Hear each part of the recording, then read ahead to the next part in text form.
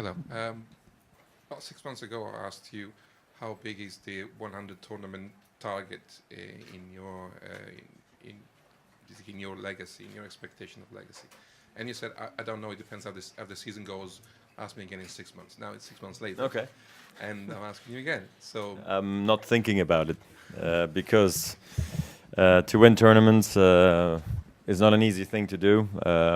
I came to realize that obviously last year as well again, and I'm playing mostly only the big tournaments now. So you need to be really tip-top shape and ready to go, and it's just not so simple. But look, I'm not that far away. It seems like, but until I'm there. There's no point to really think about it on a daily basis. This is something that's either going to happen or not going to happen. I couldn't be happier with the season, to be quite honest. I'm relieved that I'm feeling better since the American summer, and Canada. So just happy being here now, and hopefully to play a good season. It'd be nice to pick up one more title, maybe a couple more would be nice, and then get into training and start again for next year, and then get more chances there. Hi, Roger. That was part of my question. How do you feel coming into this last stretch of the season? Because it's been a lot of matches, many emotions, with also the back at the US Open. Do you feel completely fresh again to end this one?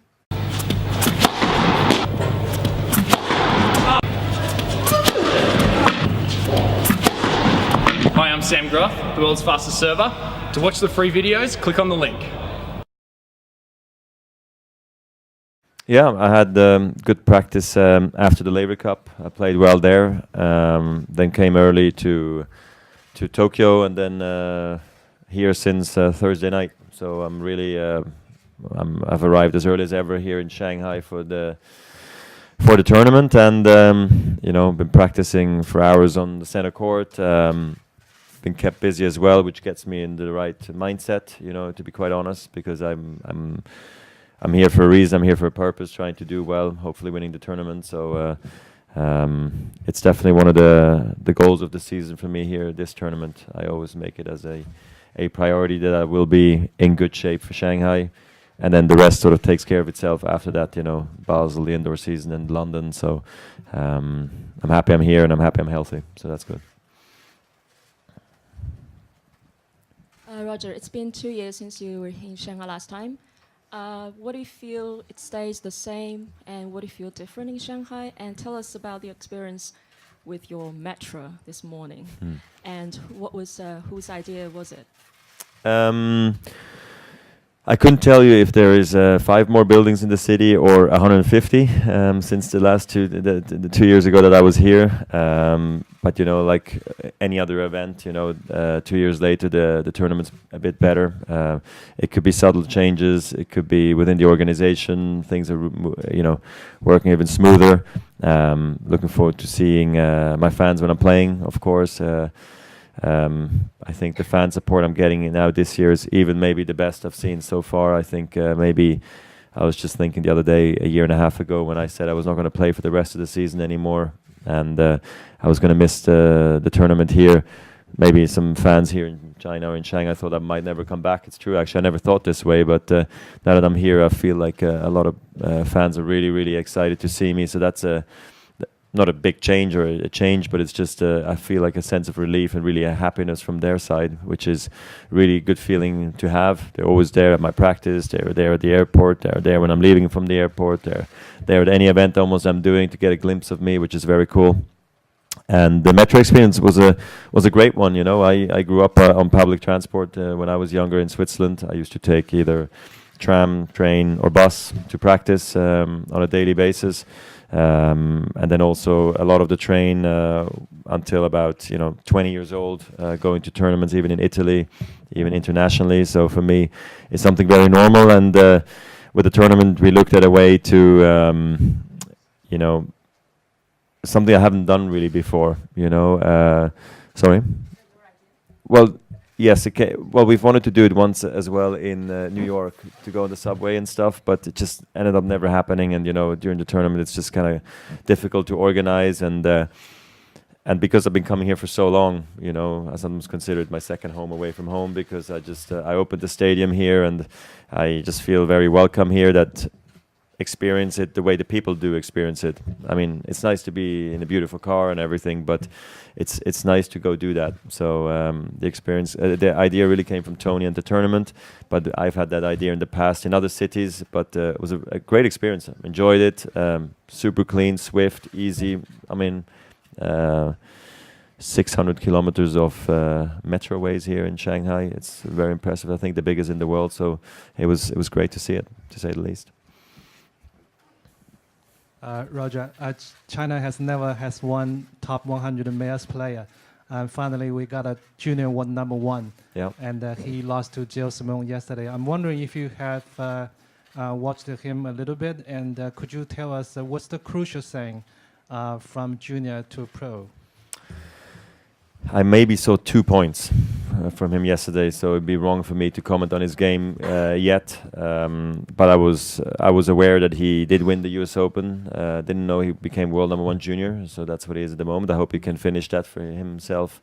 You know, at the end of the year, maybe he's going to the Orange Bowl. I'm not sure, but it's definitely a great starting point. You know, and for him to play in a tournament like this and starting to play against the best. That's what I did in '98 as well. I played some juniors and then got some wildcards into some main draw, played some qualies, played some challengers, and you just get a feel for it, you know, the week in, week out, playing against men, really. It's a different energy you need, a different experience you need.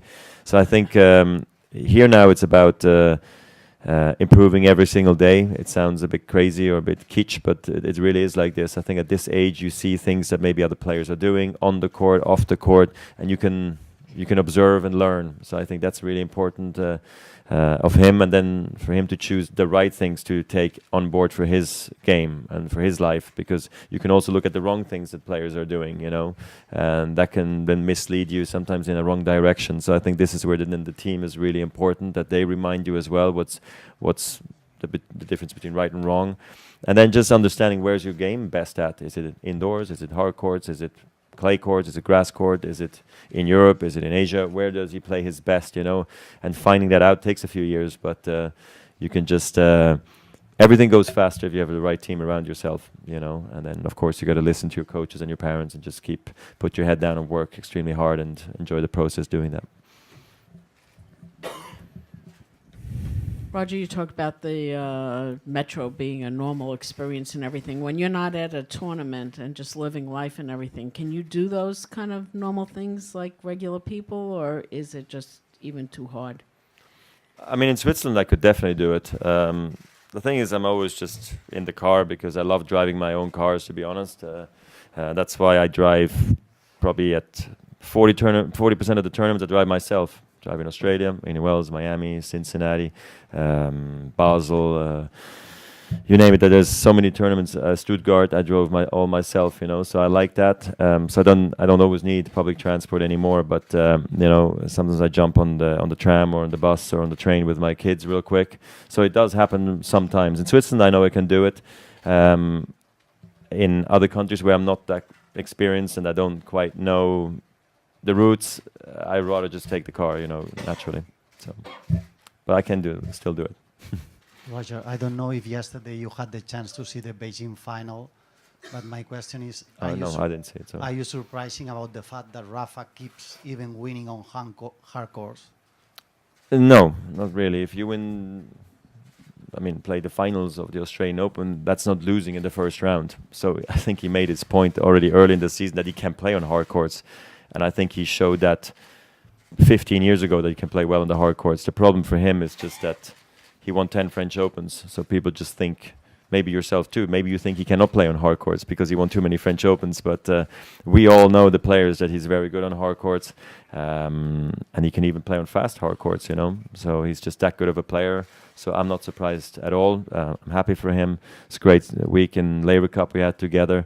The double was so much fun, and it's nice to see him keeping going, because this is, I think, a really big win for him, because he's just won the US Open, played the Labour Cup, was kept extremely busy from what I was told by him the week after the US Open, the week after the Labour Cup.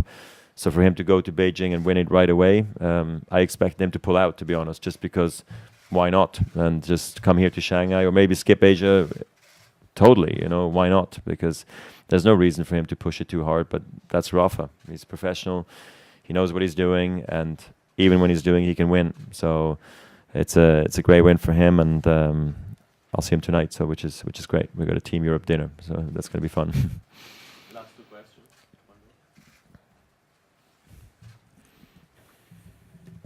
Roger, at the end of the U.S. Open, you said that you still had big priorities for the rest of the year. So beyond trying to finish the year strong, do you still set specific goals for yourself as in a particular aspect of your game? About the game, not so much. It's more about staying healthy. So which then is going to naturally give me, I hope, the opportunity to compete for winning tournaments. The focus really is right here, right now on Shanghai and nothing else. I like to think ahead of Basel, one of my favorite tournaments of the year. World Tour Finals, Paris. We'll see what happens.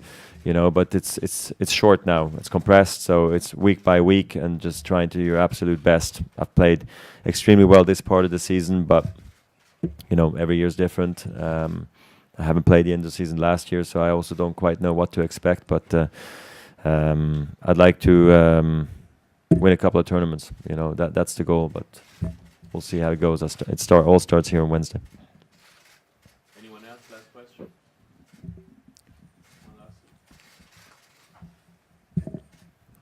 Talk about world number one, because Rafa just won yesterday. Seems like you're farther away from that position. It seems, or are you sure? I'm not sure, but it sounds Well, like... you are sure. I'm sure too. It's okay. It sounds like, if Rafa pulled out of Asia, you would have a better chance.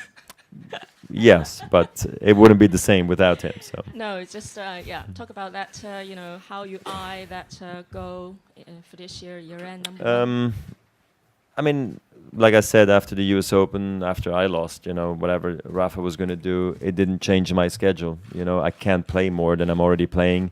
I can only control my draw. I can't control how well he's playing. So because he's playing so well, it's going to make things awfully more difficult. But after he won the US Open, clearly that was not the goal. The goal was always to stay healthy and stay in the chase, possibly, But I know that if I want to finish world number one, I got to win here and World Tour Finals and Paris and Basel, whatever it may be. So it becomes more and more unlikely, which is totally fine because I never entered this season with the goal being the world number one. It was really unfortunate for me that I hurt myself in Montreal, because then there would have been a cool race maybe going on in Cincinnati. Even if I would have lost, and then into the US Open as well, feeling better. But unfortunately, it never happened. So I was kind of close, but not really, because I was hurt. So no, it's all good, I'm just gonna, like the plan was, I'm just gonna try to have a strong finish to the season and see what happens. But clearly, I'm aware it's highly unlikely at this point. Thank you. Okay, you're welcome. Thank you, guys.